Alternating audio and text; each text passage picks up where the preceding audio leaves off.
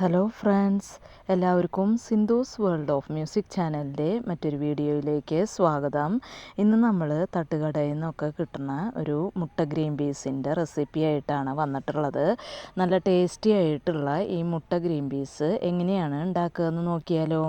അതിനായിട്ട് ഞാനിവിടെ ഒരു കപ്പ് ഗ്രീൻ പീസ് കുതിർത്താനായിട്ട് വെള്ളത്തിലിട്ട് വെച്ചിട്ടുണ്ടായിരുന്നു. അത് നമുക്ക് നന്നായിട്ട് കഴുകി ഒരു കുക്കറിലേക്ക് ഇട്ട് കൊടുക്കുന്നുണ്ട്.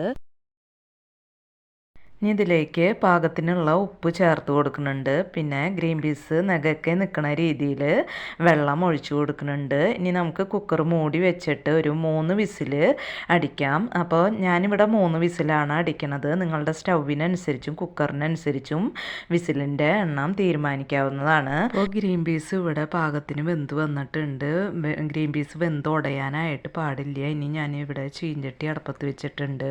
അതിലേക്ക് ഒരു 2 ടേബിൾ സ്പൂൺ വെളിച്ചെണ്ണ ഒഴിച്ചു കൊടുത്തിട്ടുണ്ട്. വെളിച്ചെണ്ണ ചൂടായി വന്നിട്ടുണ്ട്. ഇതിലേക്ക് 2 മീഡിയം സൈസ് സവാള കൊത്തി അരിഞ്ഞത് ഇട്ട് കൊടുത്തിട്ടുണ്ട്. പിന്നെ കുറച്ച് കരിവേപ്പില അരിഞ്ഞത് ഇട്ട് കൊടുക്കുന്നുണ്ട്. പിന്നെ ഒരു ചെറിയ കഷ്ണം ഇഞ്ചി അരിഞ്ഞത് ഇട്ട് കൊടുക്കുന്നുണ്ട്. ഒരു 4 പച്ചമുളക് ചെറുതാക്കി കട്ട് ചെയ്തത് ഇട്ട് കൊടുക്കുന്നുണ്ട്. നന്നായിട്ടൊന്ന് മിക്സ് ചെയ്ത് കൊടുക്കുക.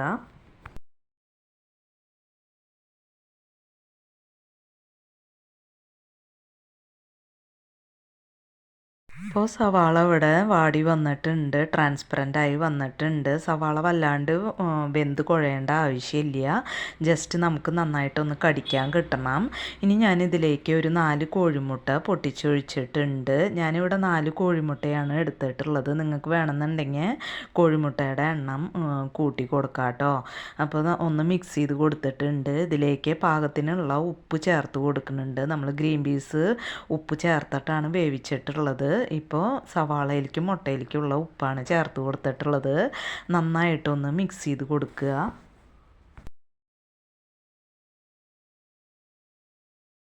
ഇനി ഇതിലേക്ക് ഒരു 1/4 ടീസ്പൂൺ മഞ്ഞൾപ്പൊടി ഇട്ട് കൊടുക്കുന്നുണ്ട്. പിന്നെ ഒരു 1/2 ടീസ്പൂൺ കുരുമുളക് പൊടി ചേർത്ത് കൊടുക്കുന്നുണ്ട്. അപ്പോൾ നിങ്ങളുടെ എരിവിനനുസരിച്ച് കുരുമുളക് പൊടിയുടെ അളവ് കൂട്ടി കൊടുക്കാം.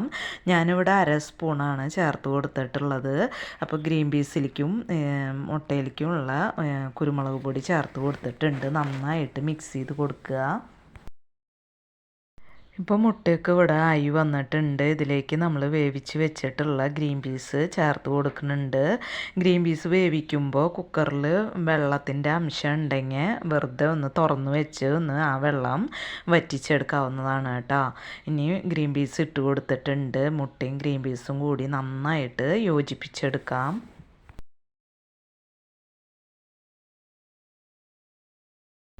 അപ്പോൾ നമ്മുടെ തട്ടുകട സ്റ്റൈൽ മുട്ട ഗ്രീൻ പീസ് ഇവിടെ റെഡി ആയിട്ടുണ്ട്. നല്ല ടേസ്റ്റി ആയിട്ടുള്ള ഒരു മുട്ട ഗ്രീൻ പീസാണ് ഇത്.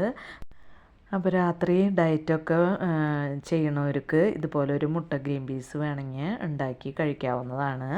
അപ്പോൾ ഇത്രയേ ഉള്ളൂ ഇന്നത്തെ വീഡിയോ. ഇനി നമുക്ക് മറ്റൊരു വീഡിയോയുമായി കാണാം. അതുവരേക്കും താങ്ക് യു.